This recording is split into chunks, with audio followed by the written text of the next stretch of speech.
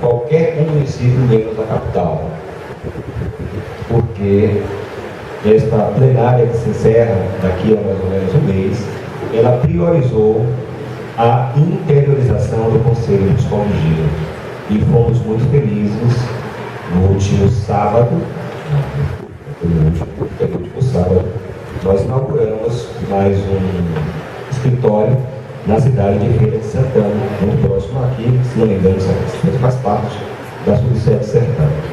Mas, enfim, eu vou levantar, porque eu estou sentado, e quando me chamaram para fazer essa conversa com vocês, pensar o cenário atual do Brasil e como nós, psicólogas e psicólogos, nos posicionamos dentro desse cenário. Primeiramente, eu vou fazer um recorte do ano que me formei, 1996. Muito tempo, quando eu para trás, eu lembro realmente. Mas, enfim, naqueles anos 90, especialmente em 96, existia na Bahia uma única faculdade de psicologia, que era a Universidade Federal da Bahia. A única. Existia no Conselho 03 a UFES, que era a Universidade Federal de Sergipe, porque o Conselho da Terceira Região era, até 2011, formado pelos estados de Bahia e Sergipe. Alguém que não leu o jornal do Conselho, imagina quantas faculdades, cursos de psicologia temos no estado? 34 cursos. De 1997 surge o segundo, pela Rui Barbosa, na faculdade de Rui Barbosa, que é um bairro do Rio Vermelho, e estamos hoje com 34 cursos. A maior parte em Salvador e região metropolitana, mas boa parte, quase 50%, dividido entre o interior da Bahia e a capital. Nós formávamos, em média, de 40 a 50 psicólogos ano. Alguém quer pensar um número que formamos hoje?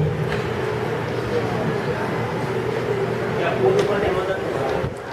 750 a 800 psicólogos ano no estado da Bahia. Então, para ter uma ideia desta mudança radical dentro do número de formandos.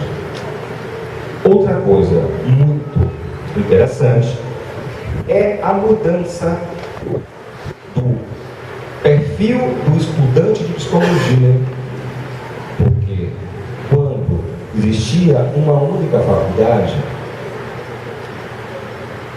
essas vagas eram destinadas, notadamente, em sua maioria, às pessoas que tinham nascido em berço esplêndido. Não é o meu caso. Tá?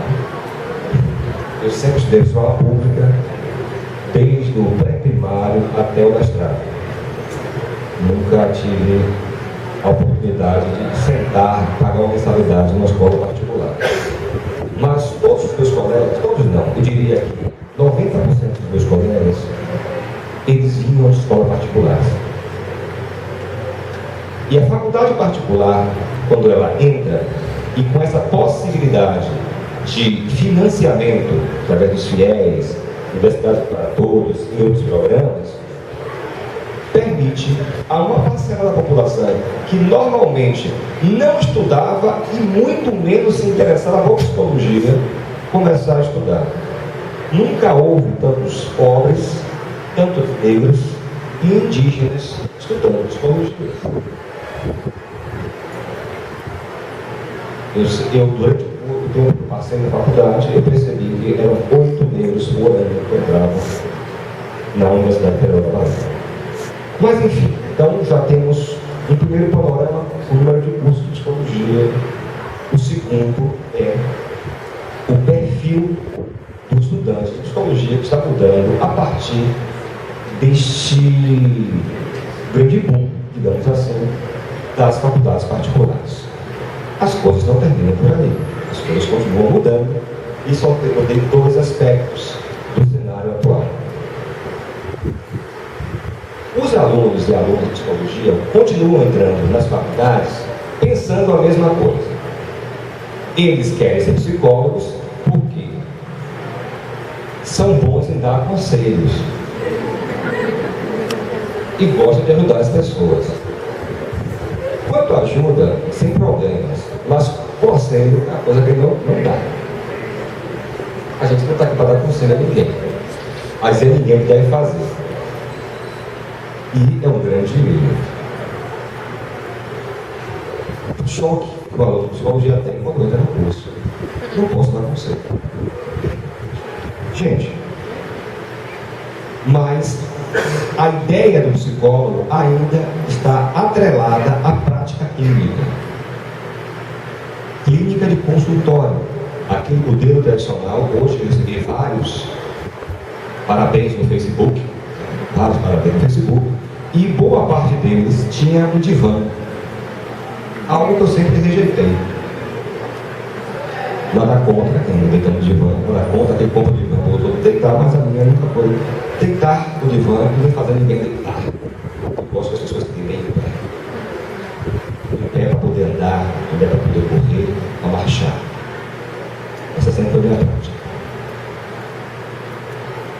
Acontece que pense que estamos numa região chamada Nordeste. Se vocês não sabem, é a segunda região mais pobre do Brasil. Estamos num estado chamado Bahia, que também é um estado pobre. Vários municípios assolados por secas, certo? Ainda com resquício de coronelismo até a capital.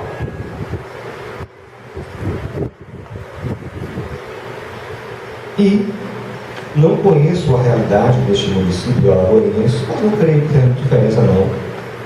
Deve ter uma brutal concentração de renda. Pessoas poucos ou muito, e muitos ou muito pouco. Aí eu levo agora vocês para a área da matemática. Nós não somos muito bons nisso, mas vou fazer um exercício de matemática com vocês. Tá? Pensando que o psicólogo que não seja recém-formado, mas também não seja nenhum bambambam, cobre R$100 na sua consulta particular, no seu escritório, no seu empresarial, perto. Né? Nada absurdo, R$100. E aí a pessoa também não está tão mal assim e precisa ver vocês uma vez por semana. Ou seja, a equação dá R$400 ao mês. Aí eu pergunto para vocês, quais de vós tem R$400 hoje para iniciar uma terapia mensal? Não precisa responder. É um exercício mental. Para aqueles que responderam mentalmente que não tem, eu posso dizer o seguinte: se você não tem, seu irmão não tem, sua irmã não tem, o seu cunhado não tem, o vizinho não tem. Sabe por quê? A nossa rede de relação é parecida conosco. E aí, como sustentar o meu consultório com tantas pessoas lascadas igual a mim? Um exercício de matemática e tal. E eu fiz também tudo isso, gente. Já passei por tudo isso que você está passando. Aí, nós estamos em 2013.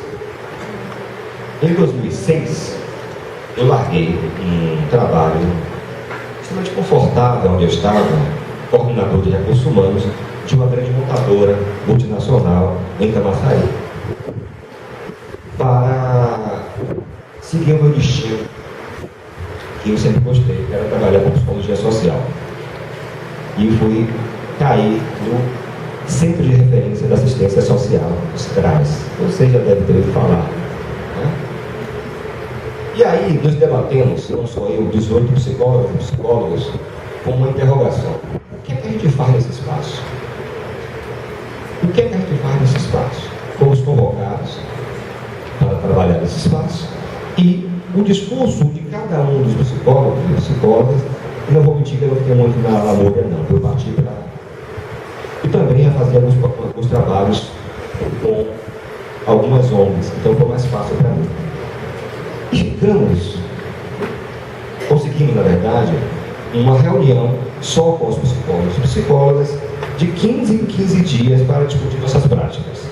Só que as nossas práticas, as nossas reuniões se limitavam a duas coisas. Dizer que estávamos ganhando pouco, as condições eram ruins e a grande questão, o que é que o psicólogo faz no CRAS? Eu, muito irritado com aquelas reuniões que não resolviam nada, disse isso. Para quem não sabe o que está fazendo, qualquer salário é muito. Para mim é estágio. É estágio que aprende. E é estágio ganhando R$900 naquela época, 2006. Era muito.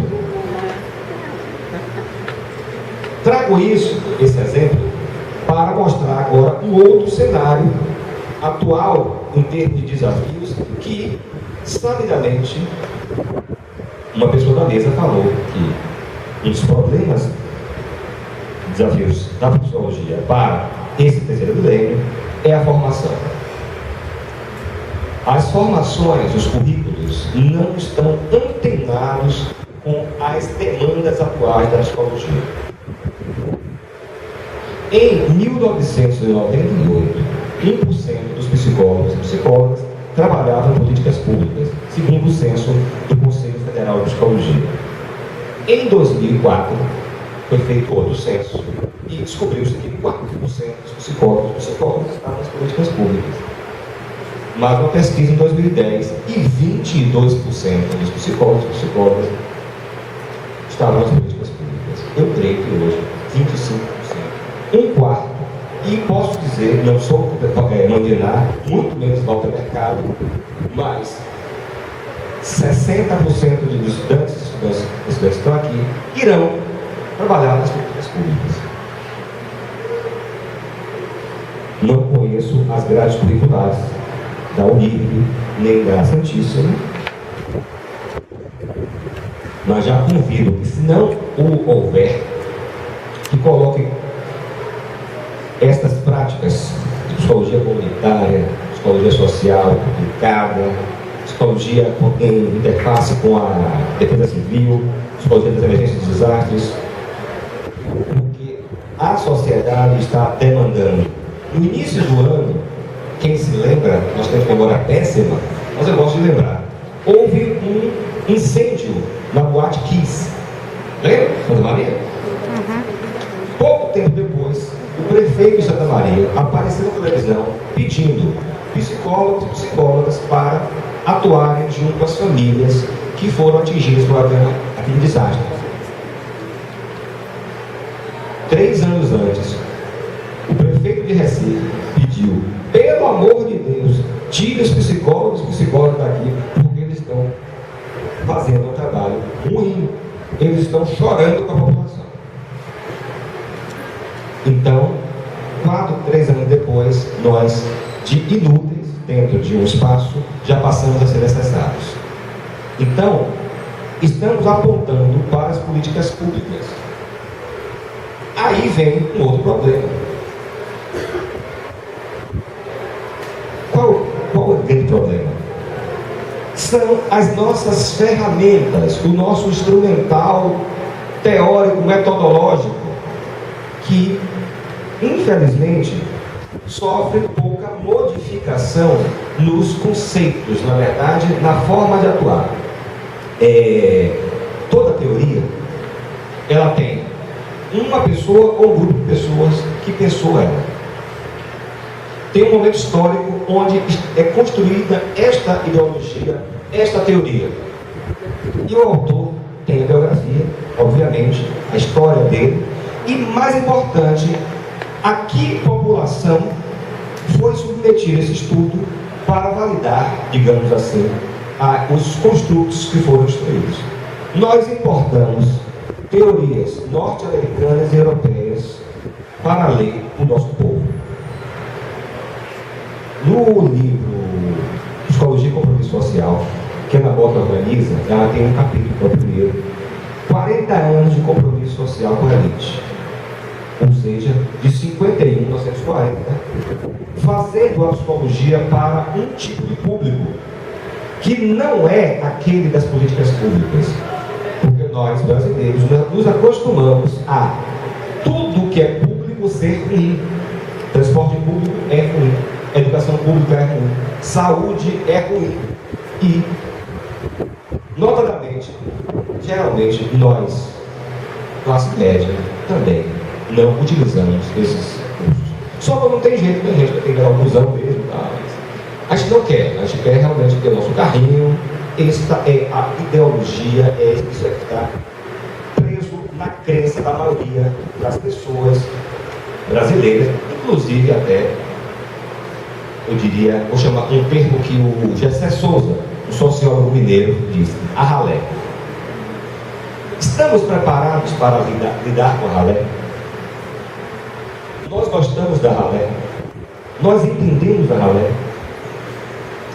Será que achamos que a forma de ser Estado mundo da ralé é certa? É a primeira coisa que nós psicólogos temos que ver. Eu tenho uma metáfora, uma brincadeira que eu chamo da análise dos funerais na cidade de Salvador. Foi feita uma pesquisa em que foi visto que entre 10 defuntos, 9 querem ser enterrados no Jardim da Saudade. É um cemitério chique, e o outro 1% quer ser enterrado no Campo Santo, que é um cemitério tradicional, onde tem os grandes mausoléus das grandes famílias de Salvador. A brincadeira que eu faço é o seguinte: se você for para um funeral no Jardim da Saudade, você verá violinos, um gramado, violão, um desfile de moda, chapéus, óculos. Não pode chorar, vai chorar. Se alguém sai a chorar, alguém já está ali pronto para tirar, para não contaminar as pessoas com aquele sentimento exacerbado que não cabe naquele recinto. Já me viu chorar no enterro, coisa errada. Não cabe. Pois bem, recorta o funeral do Jardim da Saudade e vamos para o cemitério popular de Salvador, Quinta dos Lázaros. A Quinta dos Lázaros, gente, é fantástico. Primeiro, o povo não tem sossego. Pessoas querem se jogar no caixão, sacodem o morto, uns gritam: meu Deus, ressuscita ele, me leve! Choros de pessoas que nunca viram morto.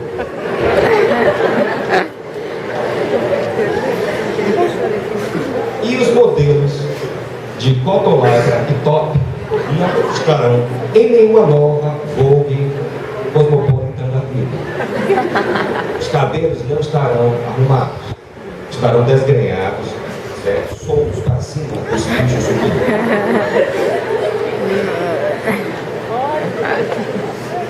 Essa forma de ser estar de um grupo social e de outro grupo social, de certa forma, o que é certo e o que é errado, esta é uma reflexão que temos que fazer. É talvez onde gostaríamos de ser enterrados. Que talvez onde gostaríamos de ser enterrados diz o lugar de nós falamos onde queremos estar. Para nós que estamos ingressando nas políticas públicas, precisamos saber que não existe certo ou errado. A palavra diversidade. E, no fundo, existem expressividades de uma burguesia e de uma ralé. E esta ralé, ela traz de uma forma muito latente e manifesta ancestralidades que nós da classe média negamos, notadamente a ancestralidade do dono da terra, que são os indígenas, e daqueles que foram arrancados de África, que são os negros escravizados. Nós adoramos as músicas antigas, nós adoramos as religiões cristãs, nós adoramos uma série de exemplos, paradigmas, o que vem de Europa e o que vem dos Estados Unidos, que terminou vindo também de Europa, que é cultura inglesa. Desprezamos toda e qualquer possibilidade de essência, digamos assim, ou cultura africana ou indígena dentro de nós. Vamos matando todos os sinais que existe em nós, e é nesse nível de pessoas que iremos trabalhar as políticas. Outra coisa, voltando mais uma vez para a nossa formação pessoal agora, é que eu tenho visto também, isso não é um fenômeno comum, mas eu como professor já identifiquei uma mistura muito perigosa entre ciência e religião. Da última vez que o mundo viu isso, houve fogueira, corpos queimados, Inquisição, Idade Média. Tivemos, por pouco, não ter uma resolução do Conselho Federal de Psicologia revogada por conta de deputados de uma bancada dita evangélica. Imagine a política mandada na nossa profissão e, pior, uma bancada dita evangélica dizendo a nós, psicólogos e psicólogas, o que fazer. Sabe o que foi pior? Eu vi alunos dando risada, achando certo. Não estou aqui para dissuadir nenhuma de suas religiões, mas para lembrar que o Código de Ética diz que a psicologia laica induzir qualquer pessoa ao credo é falta ética, capaz de ser punida até com cassação. Então, as pessoas que buscam o caminho da psicologia para evangelizar, doutrinar ou qualquer coisa desse tipo, está na hora de sair.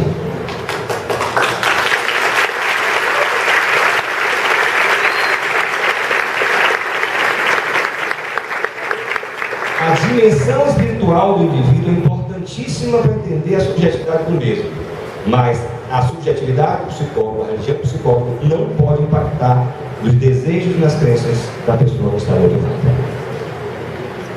Então, essa é uma preocupação muito grande, e eu acho que está pautado hoje esse desafio de nós lutarmos por uma psicologia laica. Pois bem, falei de cada um de nós, vou agora falar de quem está lá de cá, que são os docentes, os professores. Os professores, infelizmente, às vezes, eu fui vítima disso. Quando estudante da UFBA, eu vi pelo menos umas 10 disciplinas que falavam sobre psicanálise. Teorias 1, psicanálise. Psicopatologia sexual, psicanálise. Psicologia sexual, psicanálise. Elemento psicossomática, psicanálise. Práticas psicoterápicas, psicanálise. E uma série. Gente, desculpa, mas não estamos formando psicanalistas nas famílias.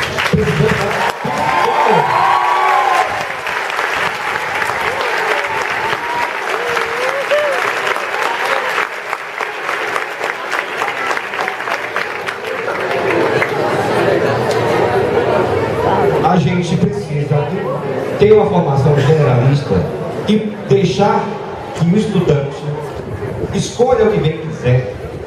E vou mais longe, deixar os nossos confortos, porque se é só isso que eu sei, eu não pego a disciplina ou vá estudar. Por quê? Trazer para a minha zona de conforto, prejudicando o conhecimento, principalmente quem paga a mensalidade, que deve ser alta.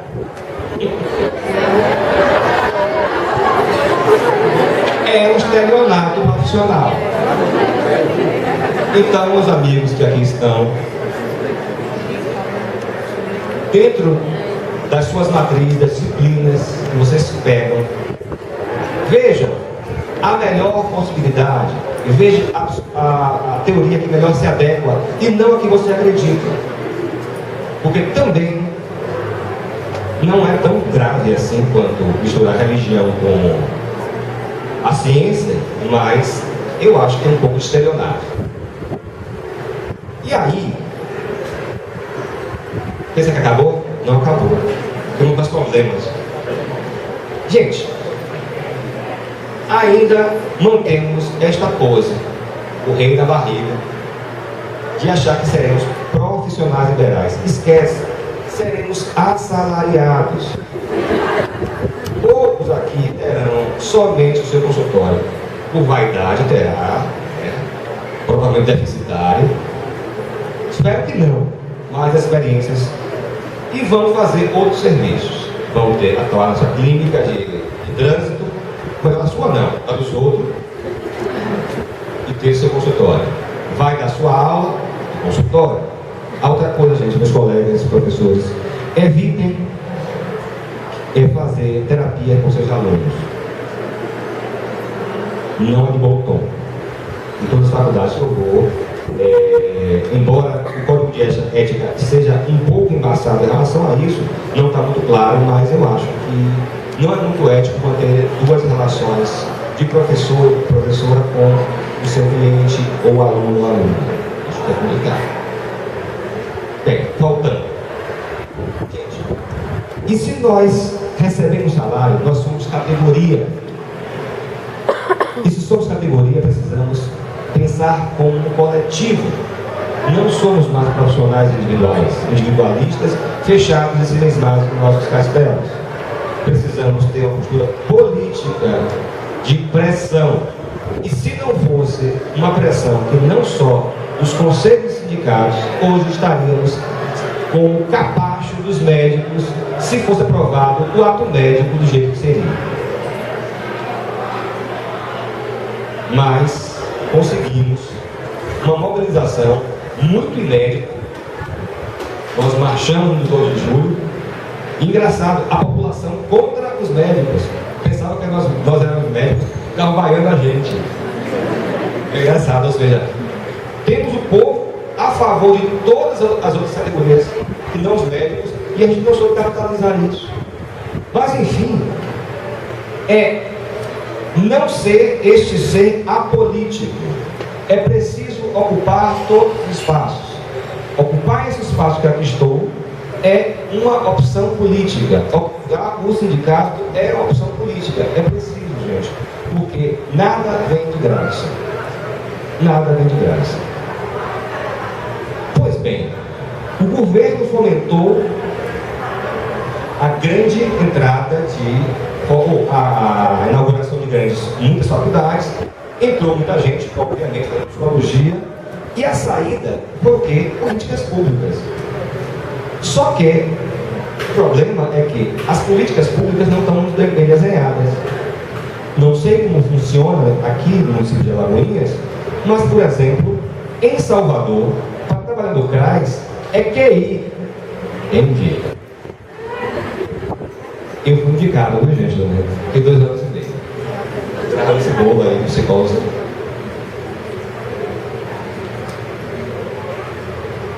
Então, cada prefeito faz como quiser. E você sabe qual é o toma lá da cá dos cargos públicos. Os salários, embora não seja função do conselho discutir salário de psicólogos, é a questão do sindicato, eu fui em algumas mesas de negociação com o sindicato para perguntar ao gestor municipal que tipo de psicólogo ele queria para o seu município. Um deles, vizinho onde eu ensino, Lauro de Freitas, tinha um salário de R$750 para 40 horas.